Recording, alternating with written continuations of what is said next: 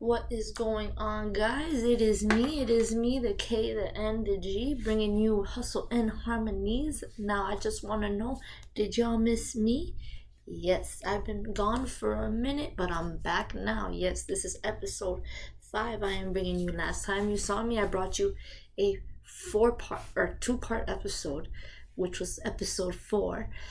But this is officially the 5th episode. This is my favorite number, so shout out to episode number 5. But we are gonna get this started, and we are gonna talk about nothing other than the Miami Heat.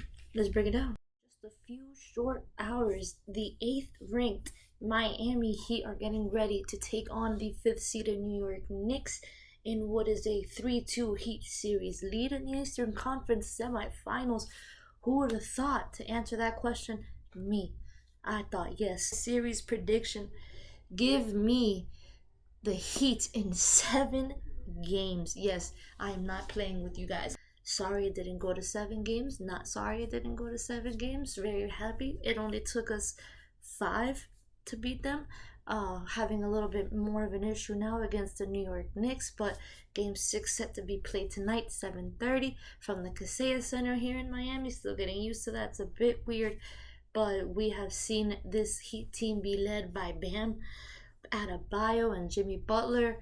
Obviously, the double duo with Tyler Hero out, they've had to step up and step in to those big shoes as far as shooting is concerned, and my oh my, have they? Bam is averaging 17.6 points per game to go along with 9.2 rebounds per game in the last 10 games. Butler is going 28.7 points per game over his last 10. You have guys like Duncan Robinson, who have been a pretty good complement to the duo, adding 5 of 10 3-pointers last game with 17 points. In game 5, Max Strus adding 14 points last game, going 4 of 10 from the 3-point line. This team does have what it takes to finish the job against the Knicks. Hopefully they get it done tonight. But we know the Knicks to be no slouches. They are absolutely holding their own. We thought this was going to be easy. Some even had it maybe a sweep the way that it was going. But at 1-1, obviously not going to be a sweep. But we see them pulling out another victory. But do not be deterred. The Heat can get it done so long as they shut down guys like Julius Randle, who have been absolutely chaotic for us. He's been a headache, averaging 16.8 points per game in his last 10. Last game, he went 24 points, hitting 4 of 7 3-pointers, which is pretty epic for a big man. I must admit, he's holding his own. He's being consistent. He has been the answer. I know in the Cavs series I mentioned that had he played, he was going to be the factor as to who won that series. Let alone, long and behold, I was right. But you also have guys like Jalen Brunson, who are giving you about 2 3-pointers a game. Last game he doubled that. He hit 4 to go along with 38 points and 12 of 22 shooting against the Heat in game 5. Jalen Brunson has been phenomenal, to say the least. He's been an absolute force, and he's been keeping the Knicks in these games, whether it be tight, whether it be the blowouts, and they go on these runs, and it seems to be started by him. But do not be you can't talk about the Knicks without giving credit to guys like RJ Barrett, who had 26 points his last game. Guys like Quentin Grimes, who are giving you 48. That is a full game. So he doesn't contribute much offensively as far as giving you 30 to 40 points a game. But one of the factors that he does have that's a compliment to the team is the fact that he can give you those 48 minutes. He's a guy that you can rely on to be on the court. So you always have to lock him down. You got to find out where he is, because he's always going to be on the floor. He is a hustler, much like Jimmy. But talking about the defense here, both teams are allowing around more 100 points per game. You have Miami allowing 110. New York has allowed 100.1 points per game to the opposing offenses. So who decides to lock down these key players in this key times is going to be something to be seen.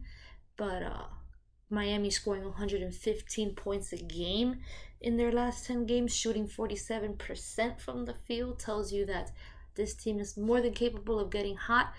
and getting hot consistently. They were able to pull a string of games from Milwaukee. We saw them rout the Knicks a couple of times. They've given them plenty to think about. They have been a factor, whether it be in New York, whether it be here. The Heat are getting it done, but they are going to need to be a lot tighter on the defensive side if they are going to pull away from this series and not force a game 7, which hopefully does not happen. We shall see, though. Only Miami can control that. If they bring the fire, if all our players come to play, you have guys like Jimmy Butler leading the way. Jimmy Butler, to close out the Bucks series, gave us 40 plus points. So I have a feeling that he's going to have to do more or less that same amount in order for us to get the job done against the Knicks. Hopefully you have guys like Bam who can contribute. Kevin Love, who's been a nice piece to this Heat offense. Who would have thought that these acquisitions that many laughed at close to the end of the regular season are now paying off. Even Cody Zeller is getting it done at times on the defensive end, but he's been a pest with rebounding as well. So you have the Heat versus the Knicks. My opinion, I'm obviously going to tell you I have the Knicks. Ooh, excuse me. That was a fumble. I have the Heat. I am sorry. I have the Miami Heat. In this game, this series, they are going to close it out today, and they will await the winner of Philly and Boston to be played on Sunday, I want to say. But they have a game 7 to play, and hopefully we do not have to suffer the same fate. I would love to see Miami get it done here at home, and I want to see them play against Boston to get a little bit of redemption from last season. Who knows? Only time will tell. But as far as this game is concerned, I have Miami pulling away. So Heat Knicks, get ready. 7:30 live from the Kaseya Center. Let's get it. Go Miami. Game 6 in the Western Conference semifinals set to kick off tonight from the Crypto.com Arena in LA. You have the 7th-seeded LA Lakers taking on the 6th-seeded Golden State Warriors. Yes, LA looking to upset the defending NBA champs. The Golden State Warriors are shook right now, yes. But should we be surprised? The Lakers are led by none other than the King himself. King James is no stranger to the finals, no stranger to winning rings. So he's just looking to add to that collection at this point. So LeBron, last game with 25 points. He is well on his way to averaging 28.9 points a game to 8.3 rebounds and 6.8 assists. The man can do it all. The man will do it all. Whatever needs to be done to get this game. And he is looking to just get past this gruesome series that has just so happened to be. And he has help in the form of Anthony Davis, a healthy Anthony Davis, dropping 23 points last game. He is averaging 21.5 points over his last 10 games. They also had help in the form of Austin Reeves and D'Angelo Russell last game. So each of them with 15 points on 11 of 22 combined shooting, 50%. We obviously know it wasn't enough to get the job done in Game 5, but nonetheless, if they continue and produce more, they will have no problem getting through the Warriors, as they've done 3 times already in this series. So look for LeBron to find the open man, whether it come from Russell, whether it come from Reeves, AD, even help from guys like Lonnie Walker, who are averaging 20 plus minutes but only giving you 4 or 5 points a game. Lonnie Walker will have that one shining moment where he'll give you that 20-point game, so he's capable. LeBron has the weapons he needs to help get past this. So whether or not they choose to utilize and effect those weapons remains to be seen. But they've done it 3 times. They are in the driver's seat of this series. So look for them to play comfortable. Look for them to try to get away early so they can rest their starters for this series against Denver that awaits them should they continue. But flipping the coin now, you do have defending champions on the other side. So the Golden State Warriors, led by the chef himself, yes, Steph Curry, shooting for 27 points in Game 5. That was a big part of why they won, obviously. Went 12 of 24, shooting 50%. He is averaging 29.4 points per game over his last 10, with 6.1 rebounds and 6.3 assists. Both captains of their ships are absolutely doing their jobs, doing what has been requested of them, but they do need help. And Steph's help has come in the form of Andrew Wiggins lately, who has been a big help to him, scoring 25 points last game with 7 rebounds and 5 assists to his name. You also have guys like Draymond Green, the veteran to this Warriors team. He is also the heartbeat of this Warriors team, arguably. Last game getting 20 points on 7 of 11 shooting, which is pretty damn good for Draymond Green. He also contributed with 10 rebounds, so he got himself a double-double with 2 steals as well. So a bit of a defensive effort from him as well. This whole Warriors team has what it takes to get it done. They have the weapons. They've had the weapons all year round. So the only thing shocking is the fact that these are 2 low seeds, but both teams capable of getting it done.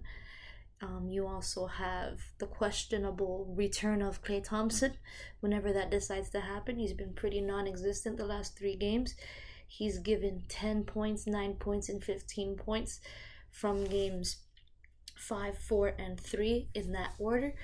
So we have not seen a 20-point outing from Klay since game 2, where he gave us 30. Game 1 he had 25, so he got off to a very, very hot start that did not seem to be sustainable, and evidently so. This is a guy who has dropped 21.9 points per game on the regular season, so no reason why he should be scoring so low, why he can't make those shots. This is a champ in his own right. He is the second splash brother with Curry, so Steph is going to need him if they want to move on and if they want to come back from this 3-1 series deficit that they once faced and force that game 7. You also have guys like Jordan Poole who have been completely absent as well.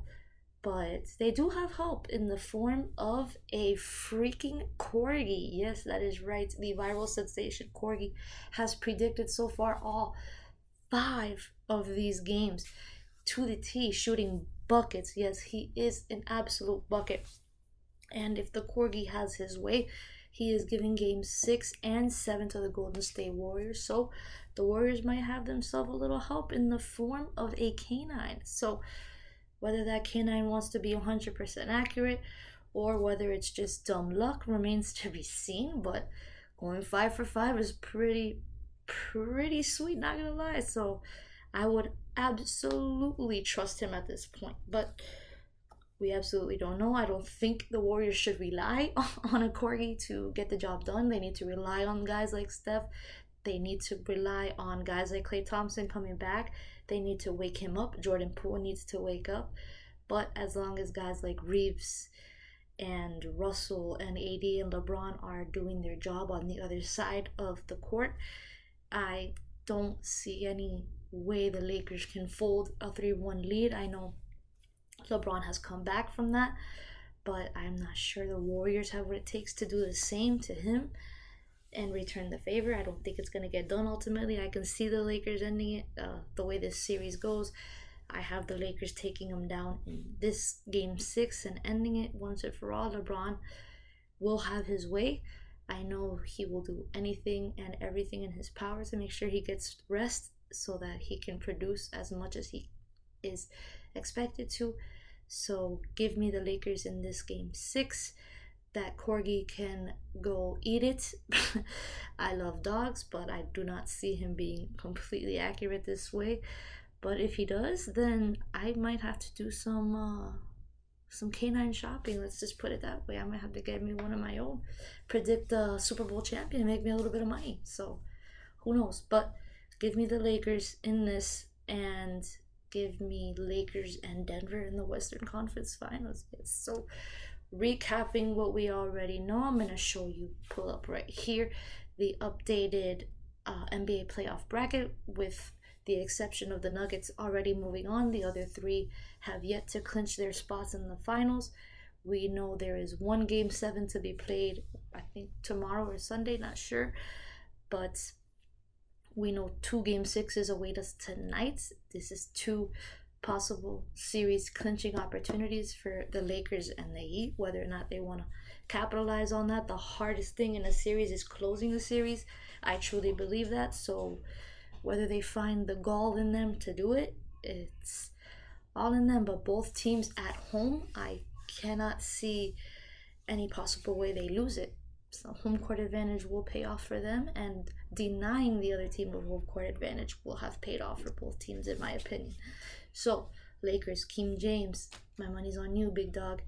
A bit of a change in gears here now, as we're gonna switch to the XFL. Yes, you heard me right. The XFL, if you guys didn't know, is back, and there is a Super Bowl, or their version of it, the XFL Championship, set to be played tomorrow, Saturday, May 13th at 8 o'clock from the Alamo Dome in San Antonio. Now, this is a game that will feature the Arlington Renegades, seemingly the home team, as they are the Texas representatives of the two. They are playing the DC Defenders, who have been the absolute Goliaths in the XFL throughout the regular season. They were expected to be in this position, so the fact that they are here is no surprise to anybody. I am sure anybody who watches the XFL, all 10 of them, will tell you. Obviously, I know there's more, but I do see the DC Defenders taking all that momentum and ultimately winning out. We know Arlington deserves their flowers, though, as they upset Houston. They beat the Roughnecks 26-11 after being a 6.5 point underdog in that game. So the fact that they are here is a shock to a lot of people, but they did perform well this season. They got to a playoff spot. They were able to clinch, and they took full advantage of it, and they are now in a position to win the main title. They are going to be inaugural champs of this new XFL, possibly, but they have a very, very tough test in DC. DC is coming off a 37-21 victory over the Seattle Sea Dragons. So DC, Arlington, week 9, we saw the two teams meet for the only time in the season, with DC beating Arlington 28-26 in an overtime game. A barn burner of a match. Now keep in mind the XFL is 10 weeks, so they met relatively recently, I would say. So you have Arlington, who had a late acquisition of former Vegas quarterback Luis Perez, who has been the catalyst for that offense. So he will be on the field hoping to lead Arlington to this upset victory, but DC has their own weapon in the form of quarterback and XFL Offensive Player of the Year Jordan Ta'amu. So Ta'amu is the leader of this DC team. He can get it done on the ground, he can get it done through the air, as we see DC takes a very run-often approach, but they will have a tough test taking on an Arlington defense who's allowed the second fewest rushing yards in this playoffs, as they allowed 84.3 yards per game. Week 9, they allowed 50 rushing yards to DC, so they have what it takes to stop the run game and force them to throw. I believe, in my opinion, they just have to take full advantage of that. But Arlington has also not allowed an interception in the postseason yet to throw one. So hopefully I did not jinx them, but they've scored 3 total touchdowns in this playoffs, all coming from the air. So they are a very aerial attacking team. They will get it done somewhat on the ground, but ultimately they rely on the cannon of Luis Perez to get it done for them. So they are the leaders, however, which is pretty surprising. They lead the playoff teams in rushing yards at 137. DC sitting at 82 yards in total. So this 55-yard differential, yes, I did the math for you guys, so you did not have to, but it is a very big gap. It is a very noticeable gap, sizable gap that Arlington can capitalize on. And if they do, DC might be on the ropes early and they could find themselves in trouble. But DC does lead in passing yards, as they've thrown 299 yards thus far in this playoffs, throwing for 2 touchdowns with 2 picks as well. That is Jordan Ta'amu's arm. But their defense has also allowed 30 points per game in the last 5 regular season games, which gives way for Arlington to score on DC. So as much of a powerhouse as DC is, they do have signs of soft spots. So we will see which team caves in, but the heavy favorites are absolutely the DC Defenders as they look to claim their first XFL Championship. But Arlington, should they utilize all areas of the game as far as offense is concerned, both running it effectively and passing it when they need to, they know how to do it, they are consistent, and they get it done. If they can convert that into touchdowns, they can convert those rushing yards into plentiful rushing yards. They do have the means to take DC to the limit and possibly win. But in my honest opinion, after watching some XFL myself, I will have DC beating Arlington. I think this is a very, very tough team that can force turnovers as much as they allow to be scored on. They can also turn the ball over on you. They can get it done defensively, coming up with key plays in time. We see that they're also able to score on you. They came up on a 37-point game against Seattle, so how they choose to attack this time around, whether they want to go to the ground game and try to be conservative, or whether they want to just air it out with Ta'amu to his receivers, who've been very reliant and very trusting to him, remains to be seen. We will have to wait till tomorrow to find out, but XFL Championship should be an exciting one. Hopefully see DJ, Dwayne The Rock Johnson, in attendance. Try to do the eyebrow, but really not good at it, but I'm trying, Dwayne. So XFL Championship, DC Defenders, Arlington Renegades, set to be played in the Alamo Dome. Let's go XFL. Please tune in. Now, unfortunately, that is the end of our show, but before I end it, I do want to take the time to show a little bit of that Harmony side. Again, we will be discussing a little bit of music. The Jonas Brothers, after a 6-year retirement, are back. Yes, Jonas Brothers, the album is out today. Yes, just released. So please listen, get your earbuds in there, invest. Please spend your money, do whatever you gotta do. Listen to that album. Just hear it. It's been 6 years since the Joe Bros have been around, and this album is definitely upbeat. It's got all the hype behind it, and it has delivered. It gives you that feel-good feeling. It gives you that sense of joy and freedom and absolute positivity that this world needs right now.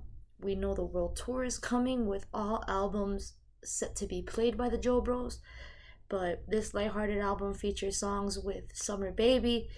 You have Miracle. You also have Waffle House, which is a nostalgic piece for them.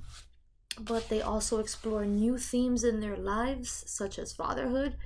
We know that the Joe Bros are now Joe Daddies, and it is crazy to think that these are people that we grew up watching, still around, still relevant, still sell. So they're just as important today as they were then. But themes like fatherhood are explored in their song Little Bird, which you could definitely hear if you just tune into that album. Joe Bros, the album out now. Please give it a listen. Happy to see them back. Happy to see them doing well and happy and away from trouble and everything. Wish you nothing but the best, Joe Bros. You guys were basically my teen years, so a lot of respect for you guys. Wish you well on tour, but give the album a listen. I know I have only a few songs in, but already love it. So Joe Bros. And that is gonna do it for our show. Till next time, peace. Till the next episode, DJ, play me out.